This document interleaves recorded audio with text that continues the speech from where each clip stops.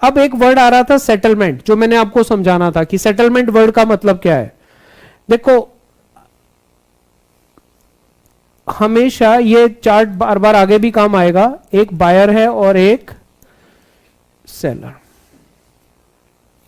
इन दोनों को शेयर्स में डील करना है। सपोज रिलायंस,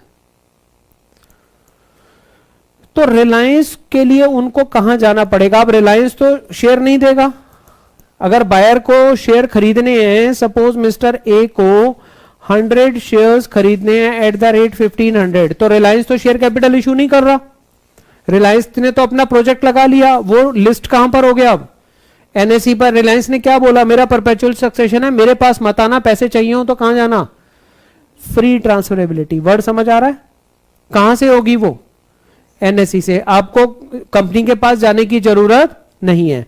अब सेलर को भी अगर ये मिस्टर बी हैं उनको यहां पर सेल करने हैं 100 शेयर्स एट द रेट 1500, ये दोनों कहां पर आ जाएंगे,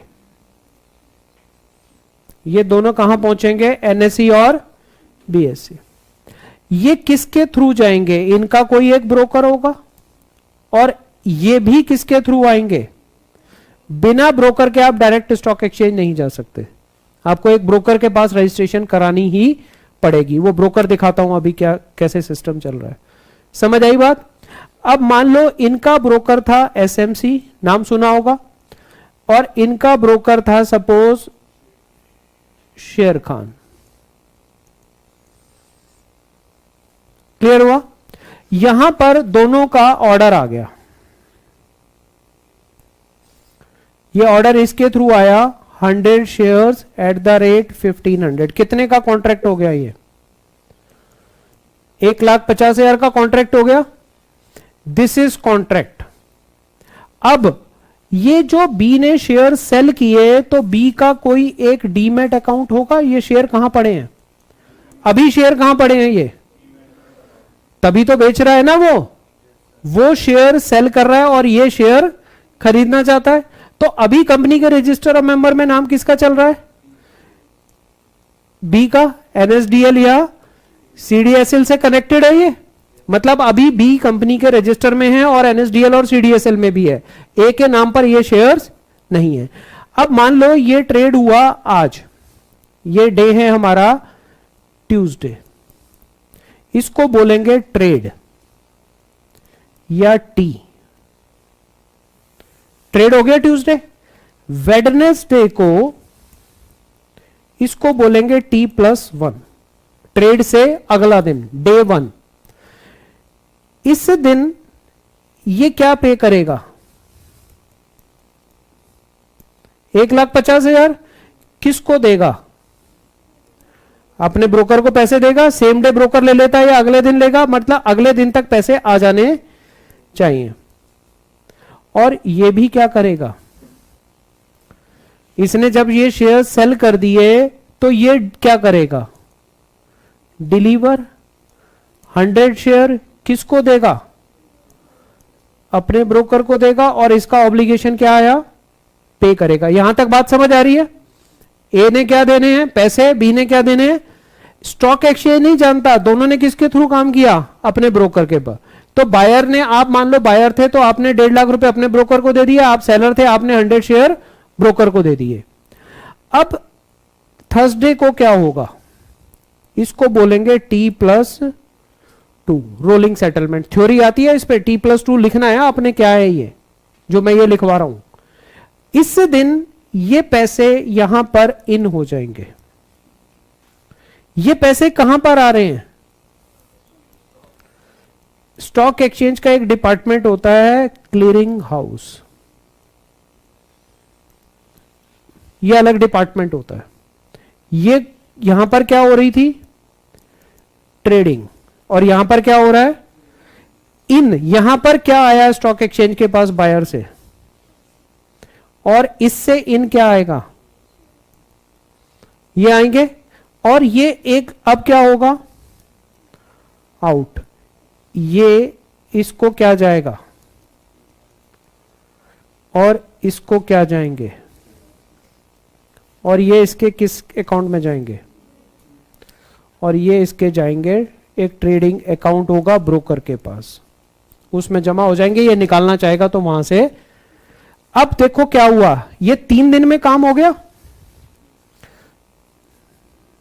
ध्यान से देखना, ट्यूसडे, वेडनेसडे, थर्सडे को बायर को शेयर मिल गए, सेलर को पैसे मिल गए। जब ये काम पूरा हो गया, इस काम को पूरा होने को बोलते हैं सेटलमेंट।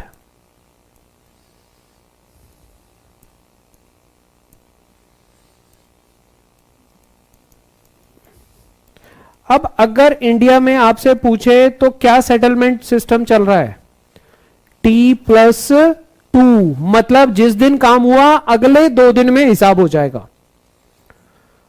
सेलर को पैसे मिल जाएंगे, बायर को शेयर्स मिल जाएंगे। ये काम कितने दिन में हो रहा है सारा, 3 दिन में। T+2, छुट्टी आ गई तो एक्सटेंड हो जाएगा, वो 1 में काउंट।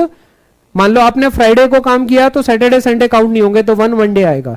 इसका पूरा प्रैक्टिकल 5 नंबर का 2 बार आ चुका है। ये करना है, ये अभी तो शुरू हुआ है। इस स्लाइड को मैं कम से कम 10 बार आगे बढ़ाने वाला हूं, और इससे 3 तरह के क्वेश्चन निकलते हैं।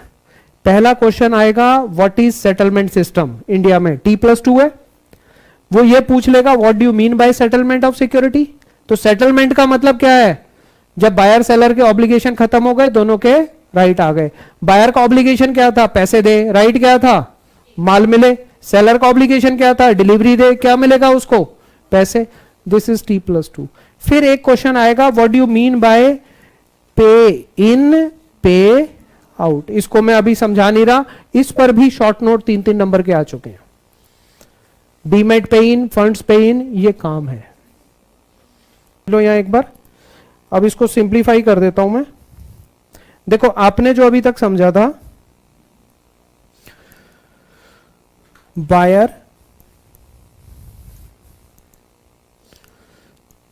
सेलर दोनों कहां गए,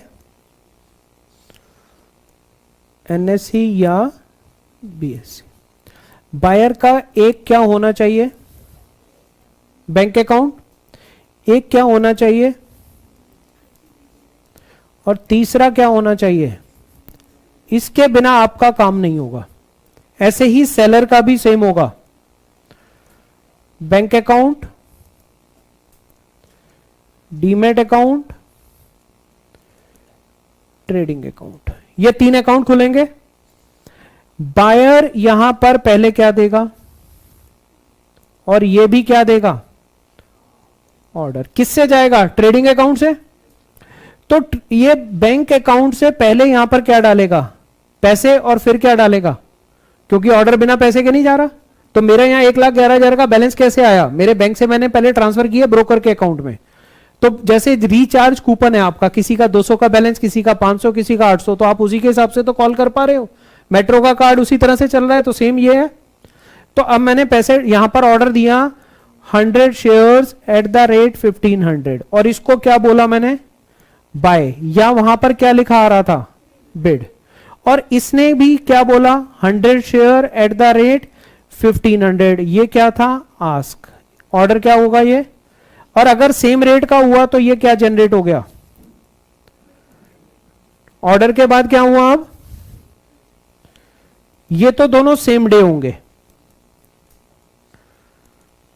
अब ट्रेड के बाद क्या होना है, इसका आएगा ऑब्लिगेशन। ऑब्लिगेशन का मतलब क्या है, टू पे। किसको देगा, वो पहले से डाल रखे हैं उसने।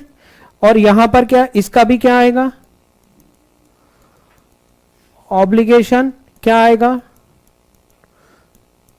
To deliver. क्या डिलीवर करेगा ये, 100 शेयर्स का ऑब्लिगेशन है इसका। किसको देगा आपने, इसके बाद आएगा पे इन या आउट, और इसके बाद भी क्या आएगा, पे इन या आउट। अब पहले क्या होगा, यहां पर क्या आया और यहां पर क्या आया, अब आउट क्या होगा, 1,50,000 और यहां पर आउट क्या होगा। क्लियर हुई जी बात, ये दुनिया चल रही है। तो अगर अब ये ट्रेड